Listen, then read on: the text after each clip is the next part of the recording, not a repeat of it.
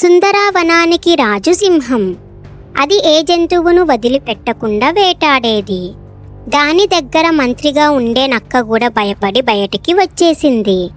ఒకసారి జంతువులన్నీ కలిసినప్పుడు ఒక బుజ్జికోతి, నక్క మామ, నేను ఇప్పుడే మన రాజు దగ్గరికి వెళ్ళి మాట్లాడి వస్తాను అని అంది. అది విన్న నక్క, నువ్వు అక్కడికి వెళ్తే అసలు తిరిగి రాగలవని అనుకుంటున్నావా? ఒకవేళ నువ్వు వస్తే నేను ఓడిపోయినట్లు అని ఒప్పుకుంటాను అని అంది. నాతో పందెం అంటున్నావు, కాస్త జాగ్రత్త, తొందరపాటు పనికిరాదు అని అంది కోతి. నువ్వు తిరిగి వచ్చాక అప్పుడు మాట్లాడు అని వెటకారంగా మాట్లాడింది నక్క. జంతువులన్నీ వాదిస్తున్నా వినకుండా మృగరాజు గృహలోకి వెళ్ళింది కోతి.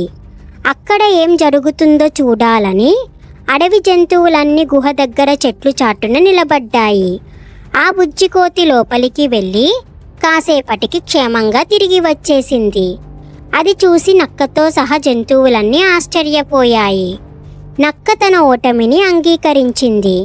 కాసేపటికి ఒక కుందేలు వచ్చి, మన మృగరాజు నిన్నేమి అనలేదా? నువ్వు అలా ఎలా వచ్చేశావు అని కోతిని అడిగింది. నిన్న సాయంత్రం ఒక జంతువు మీద దాడి చెయ్యబోతే మన మృగరాజుకి చాలా గాయాలయ్యాయి. లేవలేని స్థితిలో ఉందని దానికి వైద్యం చేసిన ఎలుగుబంటి చెప్పింది. అందుకే నేను సింహం దగ్గరికి ధైర్యంగా వెళ్ళగలిగాను.